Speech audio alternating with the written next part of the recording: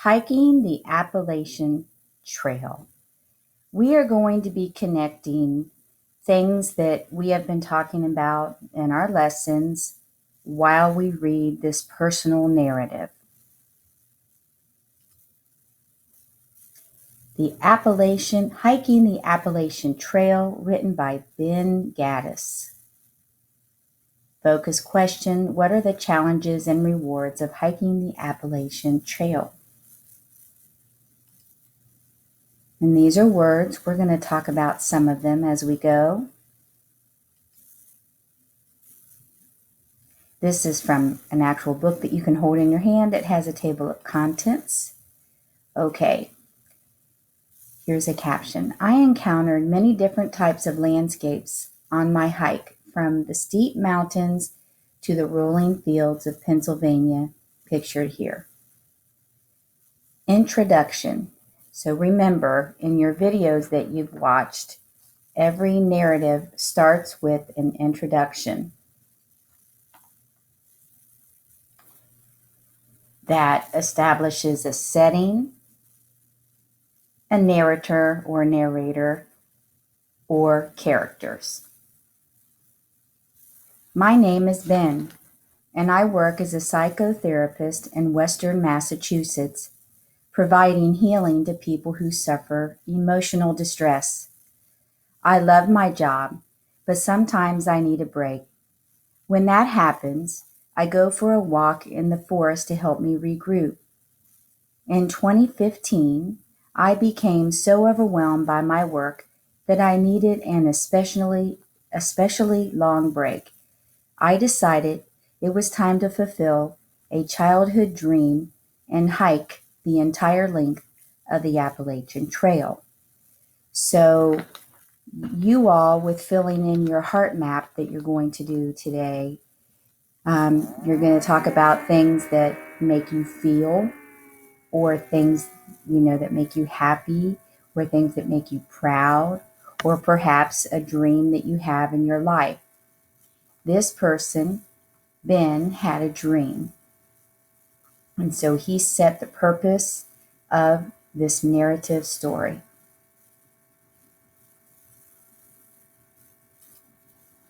The Appalachian Trail, or AT, is nearly 100 years old. In 1921, while standing on a mountaintop in Vermont, conservationist Benton MacKaye conceived of a grand trail that would connect the Appalachian Mountains of the eastern United States along their highest ridgelines. Once it was completed in 1937, the AT became and remains the world's longest hiking-only footpath. So in geography, you're talking about map skills, or in social studies, and geography is inside social studies. It's a branch of social studies. So you have been talking about latitude and longitude, and the videos have been mostly showing just the whole world map.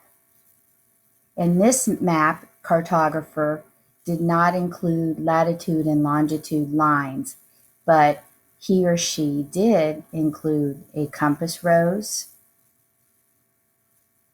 and that's the only thing I see right now looking at this. I don't see a scale.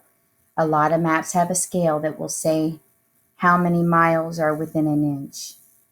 But here is one map representing this gentleman's hike and his adventure. The AT begins on Springer Mountain in Georgia and travels over 2,000 miles, or 3,000 kilometers north. It runs through 14 U.S. states, ending on Mount Katahdin in Maine. Many people refer to the AT as the Green Tunnel because it passes through a lot of dense green forests. The trail also goes through farmland, alongside rivers, and even through backyards.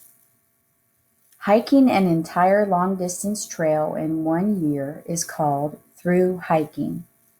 Most through hikers begin in spring and hike north, as I did because it's already warm down south. Thousands of people try to complete an AT through hike each year, but only a few hundred succeed. I am writing as one of the lucky few who have completed this grueling and demanding endeavor. And then here are some fun facts down here.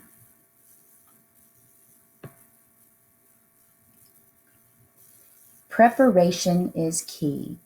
So this narrator makes sure that he puts headings to help us know what the main idea is going to be on the following words. I spent several months intensively preparing for my through hike. I walked wherever I could with my full backpack on. I did many practice hikes in poor weather to learn about what supplies I would need. I got a job at an outdoor store. I tried to save as much money as I could. So right here, I know that the 5th and 6th graders are focusing on inferences or inferring. So why would he have to practice how to hike with a full backpack on? And why would he have to save as much money as he could?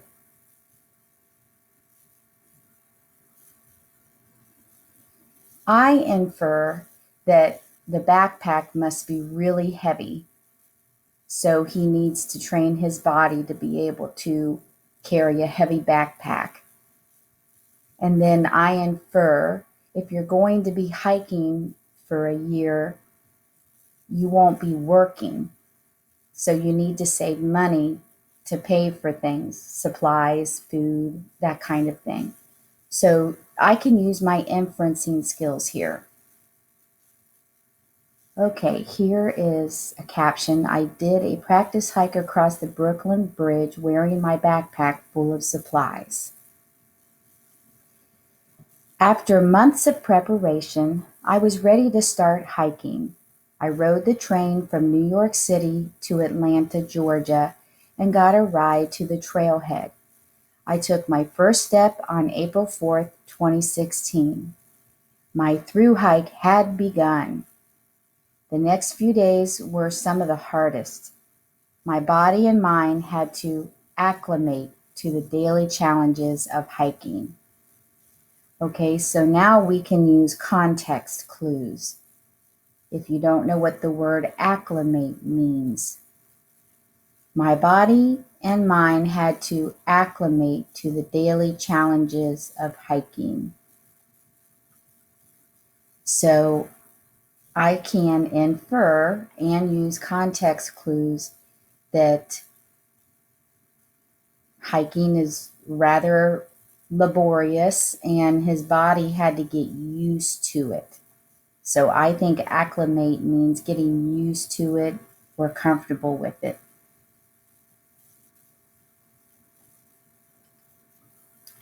Through hiking gear. These are all the things that he needs. And then he provides a budget. Total average pack weight, 21 pounds, with a day's food and some stove fuel and a liter of water. And the total gear cost nearly $2,500. Wow. All of that is in his backpack. So readers have feelings. So while you're reading, you can have a feeling. My feeling is, oh my gosh. And then how is he fitting all that in his backpack?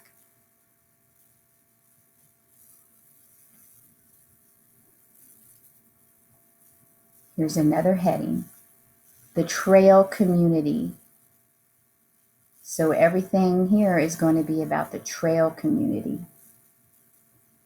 Ever since I had heard about the AT as a kid, the notion of its trail community intrigued me.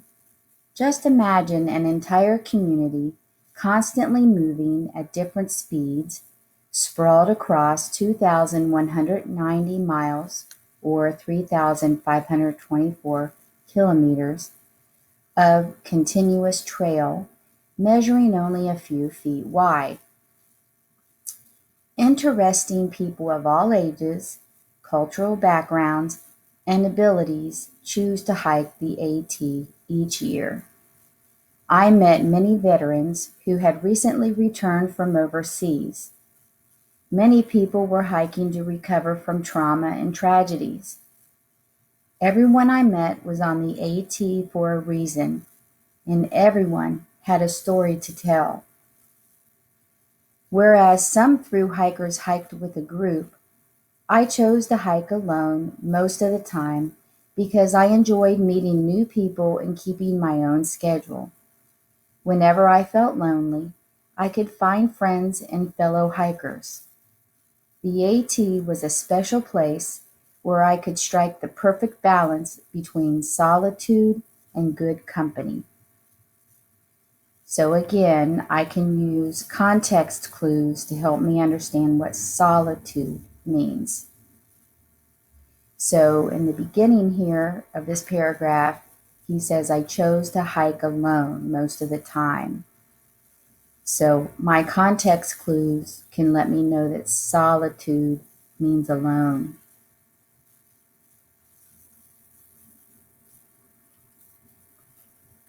Daily challenges. One of the most difficult aspects of hiking every single day was just that, hiking every single day.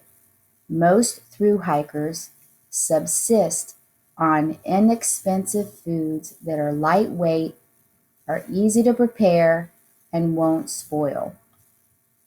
On a typical day on the trail, I woke up with the sun, hiked until I reached my daily goal, and got to a camp just before sunset.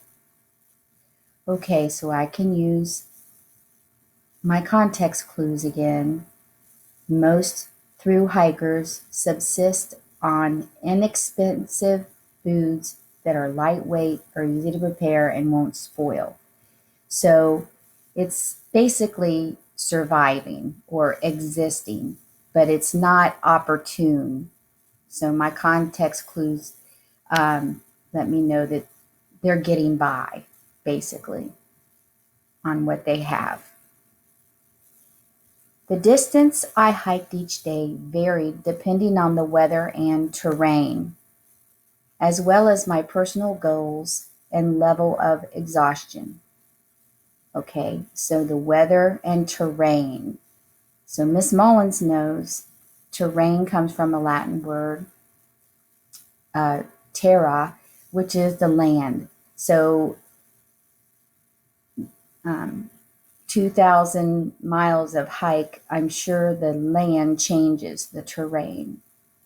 I typically tried to stay at campsites that had a lean-to shelter, a water source, and an outhouse.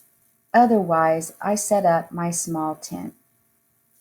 If I was unable to find a space in a shelter, I set up my tent as I did in this forest in Vermont.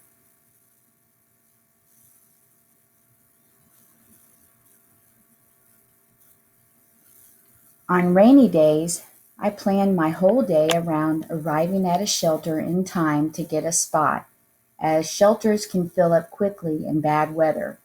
Sometimes it rained nonstop for several days in a row, and I couldn't fully dry out until I reached a town. Every few days, I went into a nearby town to replenish my food, take a shower, and do my laundry. I learned that properly resting and resupplying were just as important as hiking. The most important concern while hiking is safety. On my through hike, I encountered black bears, venomous snakes, and disease-carrying ticks. Knowing what to do when faced with unsavory critters is critical to staying safe in the woods. Remain calm, act respectfully, and keep a safe distance. Hikers store anything with food odor on bear poles to avoid attracting bears to their campground. That is new information for me. Okay.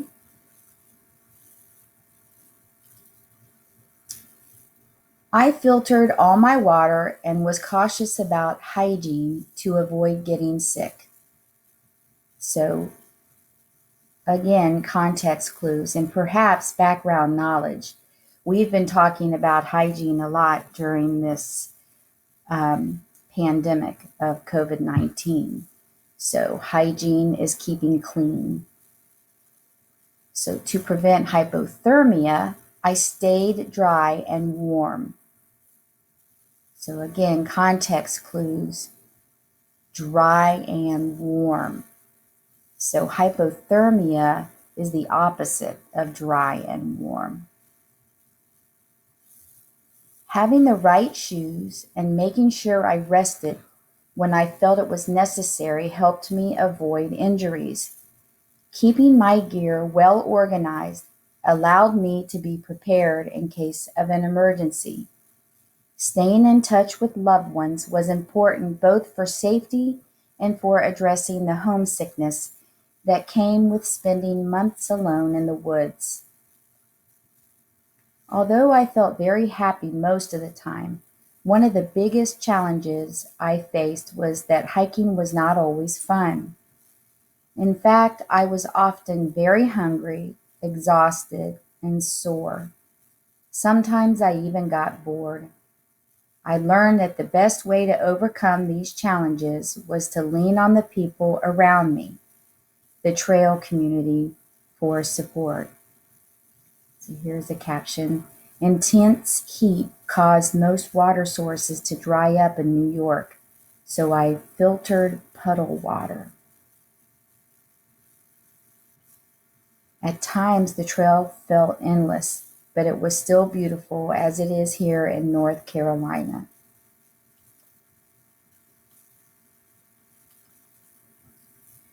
Like the beginning of my hike, the end was difficult.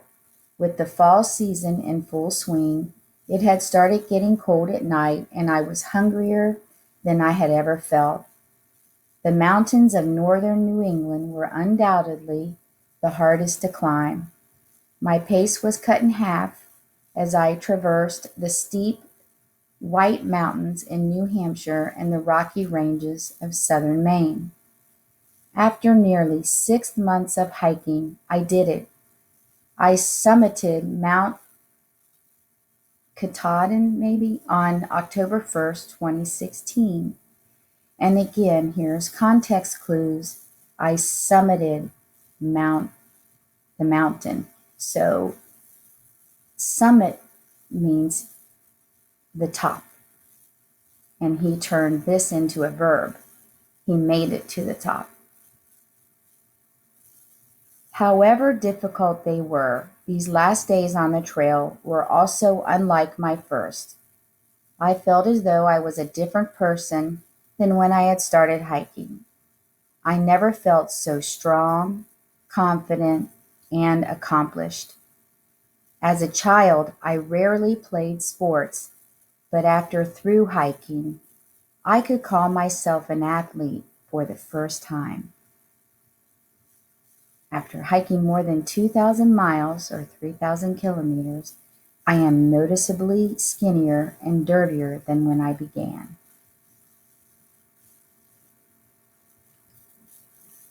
Reflections. So now he's gonna tell us how he feels. But first, let's read this. After the most challenging night of my adventure, I enjoy beautiful views of the Roan Highlands in Tennessee. Since I finished my hike, many people have asked me about my favorite memories. My fondest memories were those times when a challenge that seemed insurmountable or impossible turned into something beautiful. One night when I was camping alone on a treeless mountaintop, strong winds and heavy rain caused my tent to collapse. I became frustrated and afraid. At 3 a.m., I gave up trying to sleep and decided to pack my belongings, eat breakfast, and start hiking. What followed was the most amazing sunrise I had ever seen, all alone on a mountaintop. I had faced a challenge that at first seemed impossible, but over time became something incredible. Many people have asked me, "How did you do it?" I tell them that I hiked the entire Appalachian Trail the same way you do anything else, one step at a time. People have also asked me, "Why did you do it?" Looking back, the reasons I kept going were different from my reasons when I began. I felt so surrounded by love and support from those around me and at home that I never really wanted to stop. I'm writing this book several months after finishing my through hike. My knees still hurt from those 5 million steps, and I'm not sure how long the pain will continue. I was away from people I love for 6 months, so you might be wondering, was it worth it? I followed a dream, one step after another, for 5 million steps. No one can ever take that accomplishment away from me. I left my comfort zone and healed the heaviness in my heart. I planned and saved money and learned to live on a tight budget. I also learned to value every item I carried because my life depended on it. Despite all the challenges, in the end, not only was through hiking worth it, it was an invaluable experience. I often think about the beautiful places I visited, including Mount Katahdin and Maine. I need to look that up and find the pronunciation for that. But maybe it has it here. So here are those words we tried to use context clues to help us. So, okay.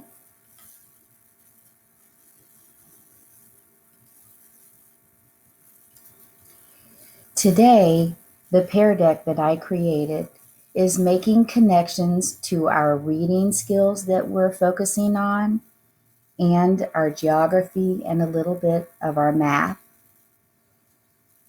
Not just geography, but social studies as well. So in your Pear Deck, you're going to have questions. I have one for each grade. And as you go along, you're going to be reviewing things that we're focusing on. You're going to come to a part where you're going to fill in your heart map of things that make you happy or things that draw some type of emotion. It could be a sad event, a challenging event. It could also be a dream that you have, like this gentleman, Ben. So follow each deck in order. You're going to practice geography skills here. And this one, you're going to be filling in a timeline, a personal timeline. Last week we talked about timelines, or the teachers did, and we talked about intervals. And with this one, your personal timeline, the intervals are just every year. So they talked about years, decades, and centuries. But you're going to do a personal timeline, and it's going to be connected to writing a personal narrative. Okay? And then I created a couple math practice problems. And then at the end of this, you are going to be practicing with Mind Play, Success Maker, and then you're going to log in to Raz Kids Plus and